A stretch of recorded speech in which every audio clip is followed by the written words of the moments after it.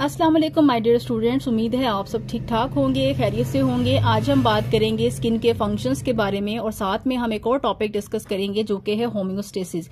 इन दो टॉपिक्स के बाद हमारा स्किन का चैप्टर खत्म हो जाएगा और फिर हम इंशाल्लाह नेक्स्ट चैप्टर जो है वो गैस्ट्रो इंटेस्टिनल ट्रैक या GIT स्टार्ट करेंगे। सबसे पहले बात करते हैं कि स्किन हमारी बॉडी में क्या क्या फंक्शन परफॉर्म करती है। जब हमने स्किन का चैप्टर स्टार्ट किया था तो वहां पे हमने पढ़ा था कि स्किन जो है वो हमारी बॉडी का सबसे बड़ा ऑर्गन है। सो इट मीन्स कि it is the largest organ of the body और सेकेंड लार्जेस्ट ऑर्गन जो हमारे पास आता है वो होता है लिवर। अब स्किन क्योंकि लार्जेस्ट ऑर्गन है तो इसका बेसिक पर्पस क्या होता है। स्किन का बेसिक पर्पस तो हमें पता है कि जी हमें प्रोटेक्शन प्रोवाइड करती है। किस चीज से प्रोटेक्शन प्रोवाइड करती है? एनवायरमेंटल इफेक्ट से स्किन हमें बचाती है। बहुत ज्यादा रेडिएशन हो, गर्मी हो, सर्दी हो, तो उन चीजों को हमारी बॉडी के अंदर जाने से हमारी स्किन जो है वो प्रिवेंट करती है। तो कुछ फंक्शंस मैंने यहाँ पे मेंशन किए हैं। सबसे पहला फंक्शन है हीट रेगुलेशन। हीट रेगुलेशन का मतलब है कि हमारी बॉडी में आपको पता है जो इंटरनल टेम्परेचर हमारी बॉडी का होता है वो 37 डिग्री सेंटीग्रेड होता है या इसको आप 98.6 डिग्री फ़ारेनहाइट भी कहते हैं। अब हमारे ब्रेन के अंदर एक सेंटर होता है जो हमारा फोर ब्रेन है, जो हमारे आगे की तरफ ब्रेन होता है, यहाँ पे एक सेंटर होता है दैट इज कॉल्ड हाइपोथैलेमस।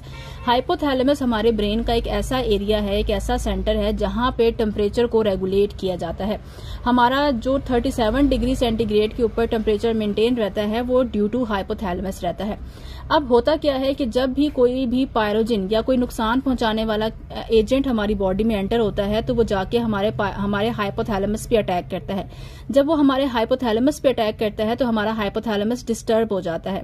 जब हमारा हाइपोथैलेमस डिस्टर्ब हो जाता है तो वो हमारे टेम्परेचर को रेगुलेट नहीं कर पाता, लिहाजा बॉडी का टेम्परेचर जो है वो 98.6 डिग्री फ़ारेनहाइट से बढ़कर तकरीबन 100, 101, 102 तक पहुंच जाता है, जिसको हम कहते हैं कि हमें फीवर हो गया है।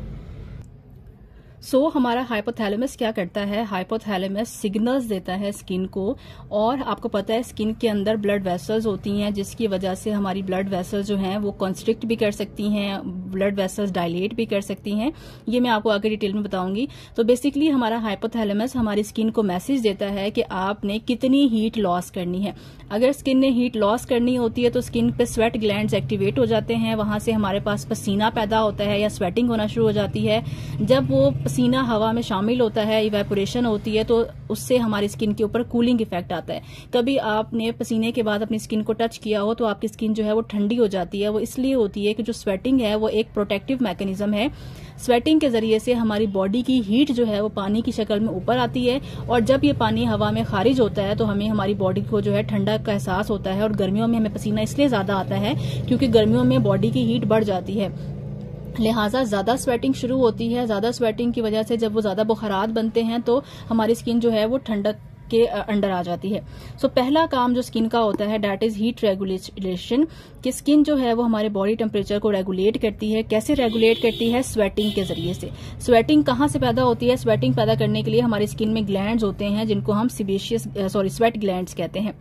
Evaporation of moisture give body a cooling effect. जब मॉइस्चर हवा में शामिल होता है तो हमारी स्किन को एक ठंडक का एहसास होता है। सेकेंड फंक्शन स्किन का आता है एब्जॉर्प्शन, कि स्किन जो है वो चीजों को एब्जॉर्ब करने की, जज्ब करने की सलाहियत रखती है। आपने अक्सर देखा होगा कि आप कोई भी मेडिकेशन समटाइम स्किन के ऊपर अप्लाई करते हैं तो आपकी स्किन उस मेडिकेशन को आपकी बॉडी के अंदर नहीं लेके जाती बल्कि स्किन की लेयर्स के अंदर तक लेके जाती है। उसकी रीजन ये होती है कि हमारी स्किन के ऊपर एक कवरिंग होती है एसिड की, उसको आप कहते हैं मेंटल लेयर। ये एक ऐसी लेयर होती है जो सिलेक्टिव चीजों को स्किन के अंदर जाने देती है और गैर जरूरी चीजों को स्किन के अंदर जाने नहीं देती। यही वजह है कि हमारी स्किन जो है वो हमें गर्मी से, सर्दी से, रेडिएशन से, जरासीमों से प्रोटेक्ट करती है और इन तमाम चीजों को डायरेक्ट स्किन के जरिए से बॉडी में जाने से रोकती है। तीसरा फंक्शन हमारे पास आता है सिक्रीशन, खारिज करना, रतूबतें खारिज करना। हमारी स्किन से एक सिक्रीशन भी खारिज होती है दैट इज ऑयल। ऑयल पैदा करने के लिए हमारी स्किन के अंदर ग्लैंड्स होते हैं जिनको हम सिबेशियस ग्लैंड कहते हैं। सिबेशियस ग्लैंड से एक रतूबत खारिज होती है जिसको आप सीबम कहते हैं। सीबम का मतलब होता है ऑयल। तो सिबेशियस ग्लैंड जो है on the skin secrete oil. Oil भी कह सकते हैं आप, सीबम भी कह सकते हैं कि सिबेशियस ग्लैंड से ऑयल पैदा होता है जो कि हमारी स्किन को लुब्रिकेट रखता है। लुब्रिकेट का मतलब होता है सॉफ्ट रखना, नरम रखना, मॉइस्चराइज रखना। आपने अक्सर देखा होगा कि गर्मियों में हमारे स्किन के ऊपर ऑयल ज्यादा आता है। वजह ये होती है कि हमारे सेबेशियस ग्लैंड ज्यादा एक्टिवेट होते हैं और हमारी स्किन ऑयली रहती है। बट सर्दियों में हमारे सेबेशियस ग्लैंड की एक्टिविटी कम हो जाती है और हमारी स्किन के ऊपर ड्राइनेस आना शुरू हो जाती है, जिससे समटाइम स्किन के अंदर क्रैक्स भी पड़ सकते हैं, स्किन के अंदर से ब्लीडिंग भी हो सकती है। तो फिर हम क्या करते हैं, हम लोशंस का इस्तेमाल करते हैं, हम कोल्ड क्रीम का इस्तेमाल करते हैं। उन लोशंस के अंदर या कोल्ड क्रीम्स के अंदर बेसिकली ऑयल होता है। वो ऑयल हमारी स्किन को मॉइस्चराइज करता है, लुब्रिकेट करता है, तो हमें बोलने में, स्माइल करने में आसानी होती है। अदरवाइज अगर हमारी स्किन जो है वो सेबेशियस ग्लैंड बिल्कुल ही बंद हो जाए और बिल्कुल ही हमारी स्किन से ऑयल प्रोड्यूस ना हो जाए, तो जैसे मैं अब बोल रही हूं तो मेरी स्किन के मसल्स हरकत कर रहे हैं, तो जब स्किन ड्राई हो जाती है तो वो क्रैक हो जाती है, और क्रैक हो जाती है तो उसमें से ब्लीडिंग शुरू हो जाती है। तो नॉर्मल स्किन के लिए ऑयल बहुत ज्यादा जरूरी है। हाँ, एक खास क्वांटिटी में ऑयल होना चाहिए। अगर जरूरत से ज्यादा सेबेशियस ग्लैंड आपके एक्टिवेट हुए हुए हैं तो आपको एक्नी हो सकती है, स्किन के ऊपर दाने हो सकते हैं। फिर हम मेडिकेशंस लेते हैं। वो मेडिकेशंस क्या करती हैं, वो मेडिकेशन हमारी स्किन में मौजूद सेबेशियस ग्लैंड को ब्लॉक करती हैं, कम करती हैं उनके काम करने की सलाहियत को। लिहाजा सेबेशियस ग्लैंड कम ऑयल पैदा करते हैं और कम ऑयल से फिर हमारे पास एक्नी या निशान या दाने कम हो जाते हैं। तो सेबेशियस ग्लैंड की हाइपर एक्टिवेशन से भी इशू हो जाता है, स्किन पे एक्नी हो जाती है। और अगर सेबेशियस ग्लैंड की एक्टिवेशन कम हो जाए, सीबम कम रिलीज हो, तो हमारी स्किन बहुत ज्यादा ड्राई हो जाती है और वो भी हमारे लिए नुकसानदेह है। फोर्थ फंक्शन हमारे पास आता है प्रोटेक्शन। ये सबसे इंपॉर्टेंट फंक्शन है कि स्किन का काम होता है फर्स्ट लाइन ऑफ डिफेंस, यानी कि सबसे पहला जो हमारा डिफेंस सिस्टम है, हमारी आर्मी है बॉडी की, वो हमारी स्किन है, जो कि जरासीमों को या चीजों को अंदर जाने से, बॉडी के अंदर जाने से रोकती है। फिफ्थ फंक्शन आता है एक्सक्रीशन। एक्सक्रीशन का मतलब होता है खारिज करना। हमारी जो स्किन है इसके ऊपर से पानी खारिज होता है या पसीना खारिज होता है, उस अमल को हम कहते हैं पर्सपायरेशन। पर्सपायरेशन एक ऐसा अमल है जिसमें हमारी स्किन जो है वो स्वेटिंग प्रोड्यूस करती है। और किसके जरिए पैदा होते हैं, स्वेट ग्लैंड्स के जरिए से। और जब हमारी स्किन से पसीना खारिज होता है तो जो गैर जरूरी मिनरल्स होते हैं या गैर जरूरी केमिकल्स होते हैं, वो भी इस पसीने के साथ हमारी स्किन के जरिए से बॉडी में से खारिज हो जाते हैं। तो हमारी स्किन हमारी बॉडी में खास हद तक एक्सक्रीशन का काम भी करती है। इवन जो हम मेडिसिन खाते हैं, दवाइयां इस्तेमाल करते हैं, उनका भी कुछ पोर्शन हमारे स्वेट के जरिए से, हमारे सलाइवा के जरिए से बॉडी या हमारे ऑयल के जरिए से बॉडी से खारिज होता है। बहुत थोड़ा पोर्शन होता है, 1% 2% होता है, लेकिन खारिज जरूर होती है। उसके बाद आता है सेंसेशन।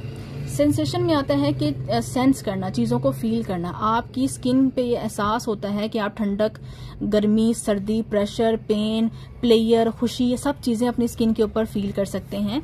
तो इसकी वजह यह है कि हमारे स्किन के में नर्व एंडिंग्स हो रही होती हैं, हमारी स्किन के पे न्यूरॉन्स गुजर रहे होते हैं, जो कि हमें फील करने में मदद देते हैं गर्मी को, सर्दी को, प्रेशर को, पेन को और खुशी को।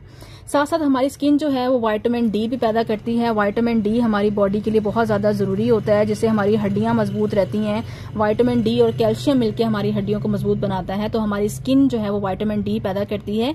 कैसे पैदा करती है, स्किन के अंदर एक लेयर होती है कोलेस्ट्रोल की। जब सूरज की अल्ट्रावायलेट रेडिएशन उस कोलेस्ट्रोल के साथ रिएक्ट करती हैं, तो एज अ रिजल्ट हमारे पास कोल कैल्सीफिरोल, जिसको आम जबान में आप विटामिन डी कहते हैं, वो जनरेट होता है और हमारी बॉडी की विटामिन डी की रिक्वायरमेंट पूरी होती है। देन आता है इम्यूनिटी। स्किन जो है वो हमारी बॉडी में बहुत ज्यादा जरूरी है, क्योंकि स्किन जो है वो हमारी बॉडी को जरासीमों से बचाती है, पहली लाइन ऑफ डिफेंस है। इम्यूनिटी का मतलब होता है कुव्वत मुदाफियत प्रोवाइड करना। स्किन के ऊपर टी सेल्स भी होते हैं जो कि व्हाइट ब्लड सेल्स की टाइप है, और आपको पता है व्हाइट ब्लड सेल्स का काम होता है कुव्वत मुदाफियत प्रोवाइड करना। और लास्ट इफेक्ट है सोशल इफेक्ट। स्किन जो है वो आपको, सामने वाले को सिग्नल्स ट्रांसफर करने में मदद देती है। आपका स्किन का कलर, आपकी स्किन की साख्त, बनावट, ये सामने वाले को अट्रैक्ट करते हैं और को सोशल सिग्नल्स देते हैं, और साथ साथ सेक्सुअल सिग्नल्स भी जो है वो ट्रांसफर करते हैं इन द अपोजिट जेंडर्स। उसके बाद हमारे पास टॉपिक आ जाता है होम्योस्टेसिस। होम्योस्टेसिस का मतलब होता है बॉडी के इंटरनल एनवायरनमेंट को मेंटेन करना। बॉडी का इंटरनल एनवायरनमेंट क्या है, कि बॉडी का इंटरनल एनवायरनमेंट ये है कि बॉडी का टेम्परेचर जो है वो 37 डिग्री सेंटीग्रेड के ऊपर रहना चाहिए। बॉडी के जिस ऑर्गन की जो पीएच है वो वैसी ही रहनी चाहिए। बॉडी के अंदर वाटर की मिकदार जितनी नॉर्मल होनी चाहिए वो नॉर्मल मिकदार बॉडी के अंदर होनी चाहिए। इसके साथ साथ बॉडी में खास मिकदार में sodium, potassium, calcium, magnesium, proteins, enzymes, hormone, ये तमाम चीजें एक खास हद तक मौजूद होनी चाहिए। तो इन तमाम चीजों को एक खास हद तक मैनेज करना इज कॉल्ड होम्योस्टेसिस। टॉपिक हमारे पास यहाँ पे ये आता है कि हमारा होम्योस्टेसिस हमारे टेम्परेचर को कैसे कंट्रोल करता है। तो होम्योस्टेसिस में ये चीजों को कंट्रोल करने में, बॉडी के इंटरनल एनवायरनमेंट को कंट्रोल करने में एक चीज ये भी इंपॉर्टेंट है कि बॉडी का इंटरनल टेम्परेचर कंट्रोल किया जाए। सो हमारा स्किन जो है वो बड़ा इंपॉर्टेंट रोल प्ले करती है homeostasis of the body temperature. Body के टेम्परेचर के इंटरनल एनवायरनमेंट को मेंटेन करने में भी हमारी स्किन बड़ा इंपॉर्टेंट रोल प्ले करती है। कैसे प्ले करती है? आपको पता है जब हम खाना खाते हैं तो वो खुराक हमारी बॉडी के अंदर जाके टूटती है, मेटाबोलाइज होती है, और मेटाबॉलिज्म के रिजल्ट में जब भी कोई चीज टूटती है तो एनर्जी रिलीज होती है, एनर्जी पैदा होती है। तो जब हम खाना खाते हैं तो खाना को जब हम चबाते हैं, आप देखें जब आप खाना खा रहे होते हैं, हैवी फूड खा रहे होते हैं तो आपको ज्यादा पसीना आता है। वजह ये होती है कि आप जब खाने को खाते हैं तो आपकी बॉडी के मसल्स और खास तौर पर एक ऑर्गन है दैट इज लीवर के अंदर बहुत सारे मेटाबॉलिक एंजाइम्स मौजूद होते हैं जो कि आपकी खुराक के ऊपर अटैक करते हैं और खुराक को तोड़ने में मदद देते हैं। जब हम खाना खाते हैं तो हमारे एंजाइम उस खुराक को तोड़ते हैं और उसके रिजल्ट में हमारी बॉडी में हीट पैदा होती है। अब अगर वो हीट हमारी बॉडी के अंदर ही रहेगी तो हमारी बॉडी का टेम्परेचर बढ़ जाएगा, लिहाजा हमारी स्किन क्या करती है, स्वेटिंग शुरू करती है। वो हीट पसीने की शक्ल में बाहर आती है और वो हमें बॉडी से खारिज हो जाती है और बॉडी का टेम्परेचर जो है वो मेंटेन रहता है। So metabolism of food produce heat in the body. कौन से ऑर्गन्स मेटाबॉलिज्म काज करते हैं? Muscles and liver. क्यों? क्योंकि इनके अंदर मेटाबॉलिक एंजाइम्स होते हैं, लिहाजा ये जब चीजों की तोड़ फोड़ करते हैं तो उसके रिजल्ट में आपके पास हीट पैदा होती है। अब आपको ये आइडिया भी है कि हमारी बॉडी में हीट कब पैदा होती है। हीट उस वक्त पैदा होती है जब हम कोई एक्टिविटी कर रहे होते हैं, आप भाग रहे हैं, दौड़ रहे हैं, जंपिंग कर रहे हैं, कोई एक्सरसाइज कर रहे हैं, तो उस वक्त हमारी बॉडी में क्योंकि मेटाबॉलिज्म तेज हो रही होती है, चीजें जल्दी जल्दी टूट रही होती हैं, खुराक हजम हो रही होती है, तो as a result body heat पैदा करती है। बट जब आप रेस्टिंग कंडीशन में होते हैं, सो रहे होते हैं, बैठे होते हैं, रेस्ट कर रहे हैं, तो उस वक्त हमारी बॉडी में पसीना कम होता है क्योंकि हमारी बॉडी में चीजों की तोड़ फोड़ कम हो जाती है और उसके रिजल्ट में बॉडी में कम हीट पैदा होती है। सो यहाँ पे ये बात मेंशन की गई है कि जब हम मस्कुलर एक्टिविटी करते हैं तो हमारी बॉडी ज्यादा हीट पैदा करती है, साथ साथ हीट की प्रोडक्शन इंक्रीज हो जाती है ड्यूरिंग एक्सरसाइज और शिवरिंग। शिवरिंग का मतलब होता है कांपना। सर्दियों में अगर आपको बहुत ज्यादा सर्दी लग रही हो ना तो बॉडी कांपना शुरू हो जाती है। जैसे ही आप कांपना शुरू होते हैं थोड़ी देर बाद बॉडी के टेम्परेचर मेंटेन हो जाता है और आप नॉर्मल हो जाते हैं। तो बेसिकली शिवरिंग से आपके मसल हरकत कर रहे हैं तो हीट पैदा हो रही है और आपकी बॉडी में टेम्परेचर मेंटेन हो रहा है। और ये कब कम हो जाती है आपकी हीट की प्रोडक्शन? जब आप सो रहे होते हैं, क्योंकि उस टाइम आपके कोई मसल काम नहीं कर रहे। अब हीट का लॉस कैसे होता है? अब अगर हमारी बॉडी में हीट पैदा हो रही है तो उसको हमने कैसे लॉस करना है? तो 80% जो हीट का लॉस है हमारी बॉडी का वो स्किन के जरिए से होता है, जबकि बाकी जो थोड़ा बहुत है वो म्यूकस मेम्ब्रेन के जरिए से होता है, जो हमारी मैदे की मेम्ब्रेन है, हमारी छोटी आंत की मेम्ब्रेन है, ऑर्गन्स की जो मेम्ब्रेन है उसके जरिए से होता है। बट ये एमसीक्यूज में आपसे पूछ सकते हैं कि स्किन के जरिए से कितना % हीट लॉस होता है। अब आपने ये दो बड़े इंपॉर्टेंट कॉन्सेप्ट्स हैं, ये आपने जहन में रखने हैं कि जब आपकी बॉडी ने हीट को अपने अंदर महफूज रखना है। फॉर एग्जांपल सर्दियों में क्या होता है, हम गर्म चीजें खाते हैं, फॉर एग्जांपल मछली खाते हैं, ड्राई फ्रूट्स खाते हैं ताकि हमें एनर्जी मिले, हमें हीट मिले। अब जब ये चीजें हमारी बॉडी के अंदर जाके टूटती हैं तो इनके मेटाबॉलिज्म के रिजल्ट में हमारी बॉडी के अंदर हीट जनरेट होती है। अब आपको पता है हमारी जो स्किन है उस स्किन के ऊपर आपको ब्लड वेसल्स नजर आती हैं, खून की नालियां नजर आती हैं। ये जो ब्लड वेसल्स हैं ये नालियां फैल भी सकती हैं जिसको वेजोडाइलेशन कहते हैं, साथ साथ ये नालियां तंग भी हो सकती हैं जिसको आप वेजो कंस्ट्रिक्शन कहते हैं। अब जब सर्दी होती है तो सर्दियों में हमारी जो नालियां होती हैं वो पहले नाली ऐसी थी, सर्दियों में नाली सुकड़ जाती हैं। नाली जब सुकड़ जाती है तो नाली के अंदर जो हीट पैदा होती है, ब्लड की जो हीट होती है वो अंदर ही महफूज रहती है और वो स्किन के जरिए से बाहर नहीं निकलती, लिहाजा हमारी हीट अंदर ही रहती है और हमें गर्मी का एहसास होता है सर्दियों के अंदर। बट गर्मियों में क्या होता है, गर्मियों में जो हम चाहते हैं कि हम जो भी चीज खा रहे हैं पी रहे हैं उसके रिजल्ट में जो हीट पैदा हो रही है वो बॉडी से बाहर निकले, क्योंकि ऑलरेडी बॉडी टेम्परेचर बहुत ज्यादा होता है तो हम अपनी बॉडी को ठंडा रखना चाहते हैं। तो हमारी बॉडी क्या करती है कि हमारी जो खून की नालियां हैं उनको खोल देती है। जब खून की नालियां खुल जाती हैं तो वहां से जाहिर जब कोई चीज खुल जाएगी तो वहां से हीट बहुत तेजी से बाहर निकलती है। अब जब आपकी नालियां खुल जाएंगी तो वहां से हीट बहुत तेजी से बाहर निकलेगी। जब हीट बहुत तेजी से बाहर निकलेगी तो आपके अंदर का टेम्परेचर जो है वो ठंडा होना शुरू हो जाएगा। फॉर एग्जांपल मेरे पास ये दो ब्लड वेसल्स हैं, एक ये है एक ये है। अगर आप इसको कहें तो मैं कहूंगी कि फैली हुई वेसल है, क्योंकि ये खुली और मोटी वेसल है, ये डायलेट हुई हुई है। ये जो वेसल है ये कंस्ट्रिक्ट हुई हुई है। इस वेसल के जरिए से हीट का लॉस ज्यादा होगा मेरी, क्योंकि ये फैली हुई वेसल है। इस वेसल के जरिए से हीट का लॉस कम होगा क्योंकि ये वेसल्स कंस्ट्रिक्ट हुई हुई है। तो ये बड़ा इंपॉर्टेंट आपका एक कॉन्सेप्ट है जो आपने याद रखना है कि अगर बॉडी हीट को लॉस करना चाहती है तो वेसल्स क्या हो जाती हैं, वेसल्स डायलेट हो जाती हैं। और कब ऐसा होता है, गर्मियों में ऐसा होता है। और अगर बॉडी हीट को महफूज रखना चाहती है तो नालियां कैसी हो जाती हैं, नालियां तंग हो जाती हैं। और जब कोई चीज तंग हो जाती है तो वो अपनी चीजों को अंदर ही महफूज रखती है। अब जब हमारी नाली खुली हो गई है, वहां से हीट निकल के बाहर जा रही है, तो वो किस किस तरीके से बाहर जा सकती है, वो इवेपोरेशन के जरिए से जा सकती है, वो रेडिएशन के जरिए से जा सकती है, वो कंडक्शन के जरिए से जा सकती है, वो कन्वेक्शन के जरिए से जा सकती है। आप जस्ट नाम याद करेंगे, ये बेसिकली फिजिक्स के टॉपिक्स हैं, तो आपने इन चारों का नाम याद रखना है। एमसीक्यू ये पेपर में आया भी हुआ है कि हीट लॉस किस किस तरीके से होता है, तो 4 तरीके से होता है। Heat loss by the skin, अब कौन इस चीज को रेगुलेट करेगा कि स्किन ने कितनी हीट लॉस करनी है? कोई तो ऐसा कंट्रोल सेंटर होगा ना जो हमारी स्किन को कंट्रोल कर रहा है, ब्लड वेसल्स को कंट्रोल कर रहा है कि आपने इतना सुकड़ना है या आपने इतना जो है वो फैलना है। तो वो होता है हमारे ब्रेन का एक पार्ट जिसको आप कहते हैं हाइपोथैलेमस। हाइपोथैलेमस हमारी स्किन को मैसेज देता है कि स्किन आपने अपनी ब्लड वेसल्स को कितना सुकेड़ना है और कितना जो है वो फैलाना है।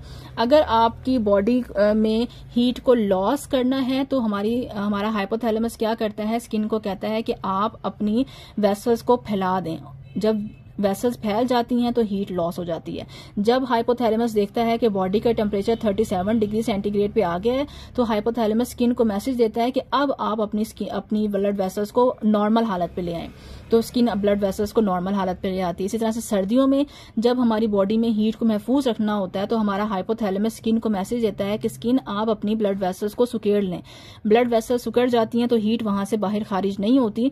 तो जब हीट को खारिज करना होता है तब हमारा हाइपोथैलेमस मैसेज देगा कि स्किन आप अपनी वेसल्स को डायलेट कर लें। तो इस तरह से हमारा हाइपोथैलेमस इन तमाम चीजों को रेगुलेट करता है।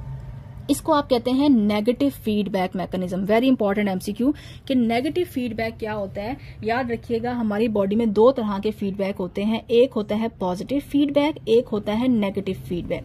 हमारी बॉडी जो ज्यादातर इन्हिसार करती है वो नेगेटिव फीडबैक पर करती है। पॉजिटिव फीडबैक क्या होता है, पॉजिटिव फीडबैक ये है कि बॉडी में कोई काम हो रहा है और हमारी बॉडी उसी काम को प्रमोट कर रही है, तो that is positive feedback. Negative feedback ये है कि बॉडी के अंदर कोई काम हो रहा है और हमारी बॉडी या हमारा ब्रेन बदले में उस काम की मज़ाहमत कर रहा है, तो उसको हम कहते हैं नेगेटिव फीडबैक।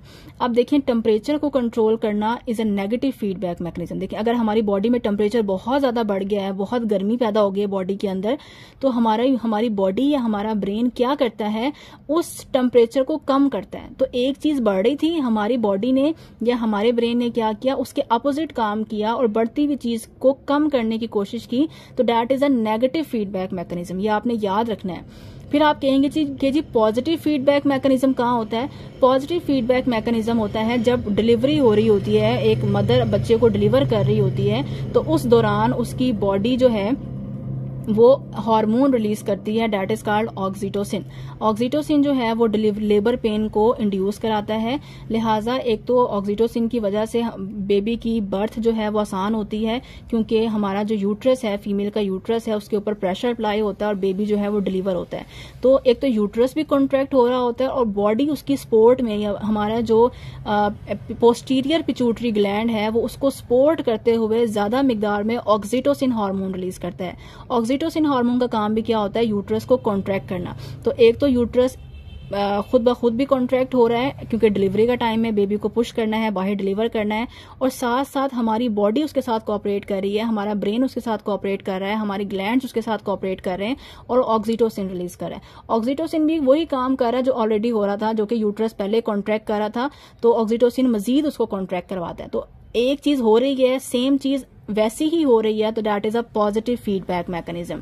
बट टेम्परेचर के केस में ऐसा नहीं है। टेम्परेचर के केस में जो हमारा मैकेनिज्म है that is negative feedback mechanism, और ये आपने बहुत अच्छे से याद करना है।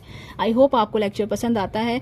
लेक्चर पसंद आता है तो प्लीज वीडियो को लाइक किया करें, चैनल को सब्सक्राइब किया करें, अपने फ्रेंड्स में और कॉलेज के ग्रुप में इसको जरूर शेयर किया करें। Thank you so much. Allah Hafiz.